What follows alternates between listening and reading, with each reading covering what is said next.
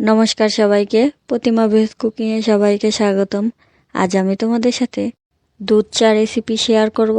তার জন্য আগে চায়ের পাত্র বসিয়ে দিয়েছি। এবার দিয়ে দেব 1 কাপ জল আর 1 কাপ দুধ দিয়ে দেব। দুধ দেওয়া হয়ে গেছে।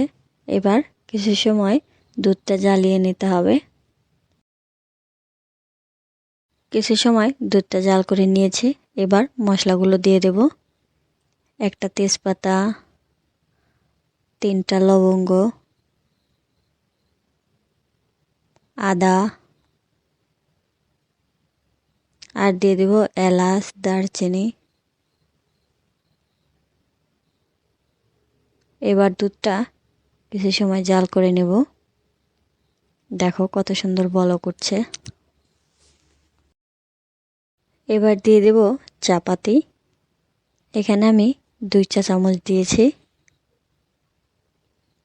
এবার একটু মিশিয়ে নেব।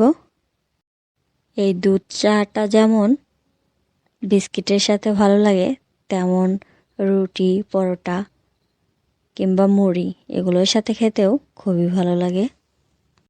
আমার কাছে তো চা আর মুড়ি খুবই ভালো লাগে। তোমাদের কার কার ভালো লাগে অবশ্যই কমেন্ট করে জানাবে।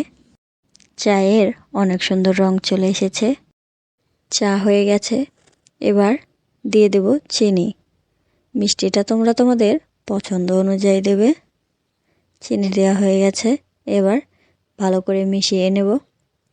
চিনি দেওয়ার পরে আর 2 থেকে 3 মিনিট জ্বালিয়ে নিয়েছি। চায়ের কাপে ঢেলে নেব। একটা ছাঁকনি দিয়ে ছেঁকে নিচ্ছি। একটাতে ঢেলে নিয়েছি, এবার আরেকটাতে নেব। আজকের এই চা রেসিপিটা তোমাদের কাছে কেমন লাগলো অবশ্যই কমেন্ট করে জানাবে। সবাই ভালো থাকবে, সুস্থ থাকবে। নমস্কার।